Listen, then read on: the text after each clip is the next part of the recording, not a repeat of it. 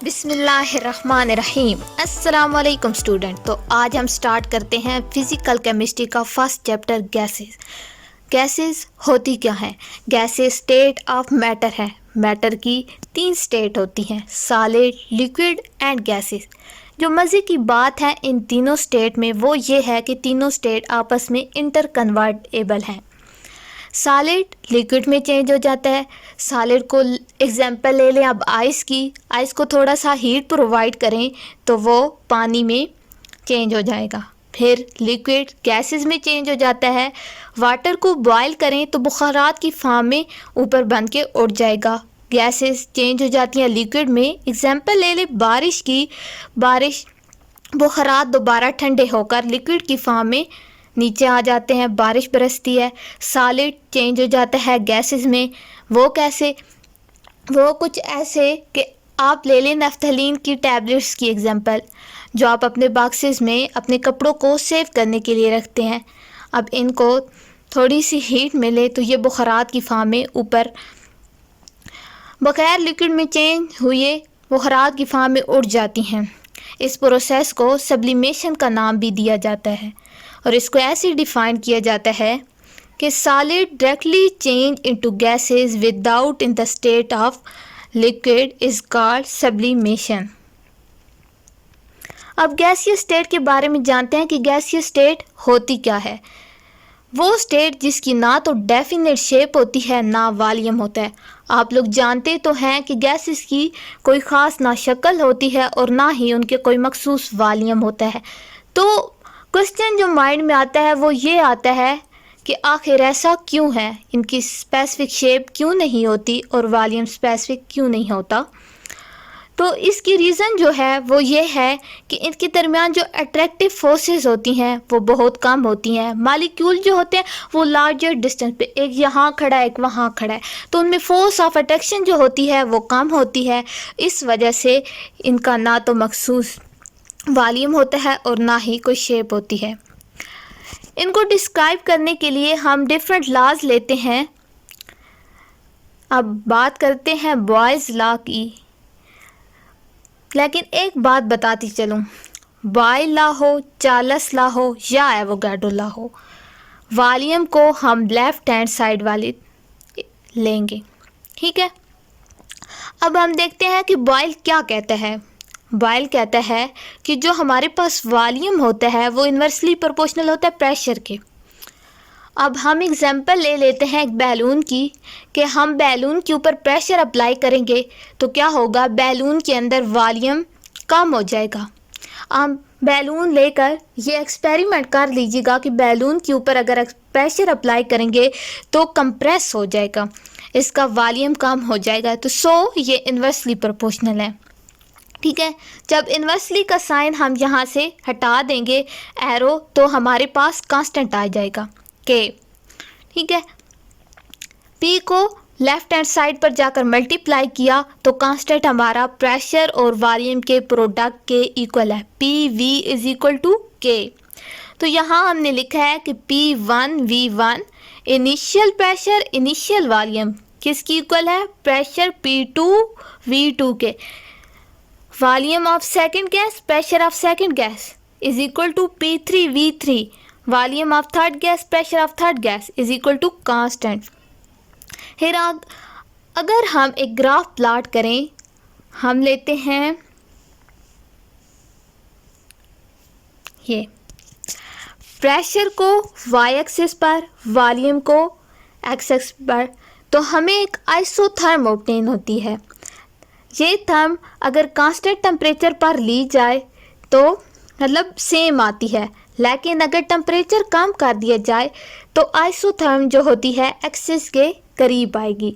इसे आइसोथर्म क्यों कहा जाता है, इसलिए कि आइसो सेम टेम्परेचर पर, मतलब एक ही टेम्परेचर पर, iso mean same and therm mean temperature, same temperature पर।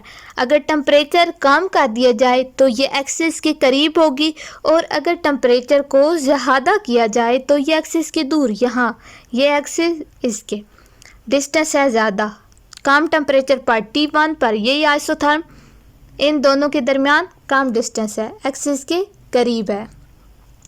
अब बॉयज़ लॉ की एप्लीकेशन की बात करते हैं तो बॉयज़ लॉ ये रिवील करता है कि ये गैसेस जो होती हैं वो कंप्रेसिबल होती हैं। जैसा कि अब हमने बात की थी कि अगर प्रेशर अप्लाई किया जाए बैलून पर तो वॉल्यूम कम हो जाता है। सेकंड बात उसने कही थी कि एल्टीट्यूड सिकनेस ये कि आप किसी ऊंची जगह पर जाएं, फॉर एग्जांपल आप पहाड़ी पर चले जाएं तो वहाँ क्या होगा, आपका सांस फूलना शुरू हो जाएगा। और उसकी वजह क्या होती है, पहाड़ी पे जाएंगे वॉल्यूम ऑफ ऑक्सीजन कम हो जाएगा, बॉडी को कम ऑक्सीजन मिलेगी, सांस फूलेगा। इसके बाद बात करते हैं चार्ल्स की। तो चार्ल्स ने 1787 में अपना लॉ दिया और इस लॉ को अगेन 1802 में गैलेसिक ने क्या किया था, डेवलप किया था। अब देखते हैं कि चार्ल्स क्या कहता है इस लॉ के बारे में। चार्ल्स कहता है कि जो वॉल्यूम होता है वो किसके डायरेक्टली प्रोपोर्शनल होता है, टेम्परेचर के।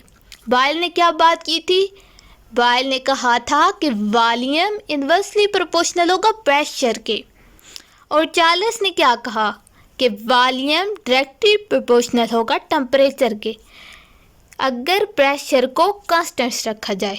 ठीक है, अब हमने लिया टेम्परेचर, इक्वेशन देख ली चार्ल्स लॉ की। VT is equal to V0 plus V0 TC divided by 273। अब ये 273 कहाँ से है, 273 एब्सोल्यूट टेम्परेचर है जो कि जिस पर वॉल्यूम कितना होता है, 0। तो यहाँ पे ये इक्वेशन थी, इन्होंने कहा एब्सोल्यूट टेम्परेचर पर इसकी वैल्यू कितनी होती है, -273। अब ये लिया वैल्यू पुट की यहाँ पर टेम्परेचर की, वॉल्यूम कितना ऑब्टेन हुआ, 0। यही बात चार्ल्स करते हैं। चार्ल्स कहते हैं कि अगर हम एब्सोल्यूट 0 पर करें तो जो वॉल्यूम होगा वो हमें 0 ऑब्टेन होगा। फॉर एग्जांपल इसी इक्वेशन में हम पुट कर देते हैं वैल्यू -274, तो यहाँ पे -1 नेगेटिव फॉर्म में हमारे पास वॉल्यूम आ जाएगा। वॉल्यूम सिर्फ पॉजिटिवली तब होता है जब टेम्परेचर जो होता है एब्सोल्यूट 0 -273 लिया जाता है। एक यही कंडीशन होती है जहाँ पे पॉजिटिव वॉल्यूम ऑब्टेन होता है।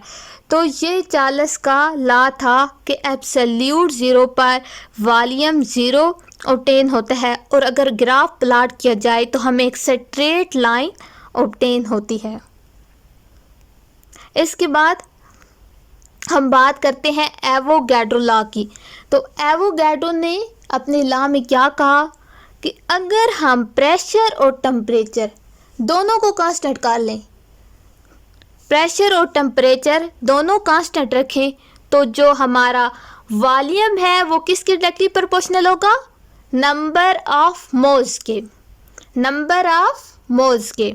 ठीक है, अब हम तीनों लॉज की बात कर लेते हैं। तीनों लॉज में तीनों चीज़ें डिफरेंट देख लेते हैं। बॉयल ने क्या कहा, प्रेशर इन्वर्सली प्रोपोर्शनल है वॉल्यूम के। चार्ल्स ने कहा वॉल्यूम डायरेक्टली प्रोपोर्शनल है टेम्परेचर के। एवोगैड्रो ने क्या कहा, वॉल्यूम डायरेक्टली प्रोपोर्शनल है नंबर ऑफ मोल्स के। ठीक है, अब हम बात करते हैं कंबाइंड गैस लॉ की। तीनों लॉज जब भी हमने देखे हैं पीछे, इन तीनों को हमने कर दिया या combine, the most simplest law. ठीक है, इसमें बॉयल के लॉ को, चार्ल्स के लॉ को और एवोगैड्रो के लॉ को कंबाइन किया। जब इन तीनों लॉज को हमने कंबाइन किया है तो ये देखें वॉल्यूम हमारा डायरेक्टली प्रोपोर्शनल हो गया टेम्परेचर के इन्वर्सली, पी के नंबर ऑफ मोल के डायरेक्टली प्रोपोर्शनल है। तीनों की वैल्यू पुट कर दिया। अब जब हम साइन हटाएंगे डायरेक्टली का तो हमारे पास आ जाएगा V is equal to nRT divided by P के। अब हम क्या करते हैं, पी को लेफ्ट हैंड साइड पे आके मल्टीप्लाई कर दिया, PV is equal to nRT। ये हमारे पास कौन सी इक्वेशन आ गई, जनरल गैस इक्वेशन। कौन सी इक्वेशन, जनरल गैस इक्वेशन। यहाँ पे हमारे पास R जो है ये जनरल गैस कांस्टेंट है।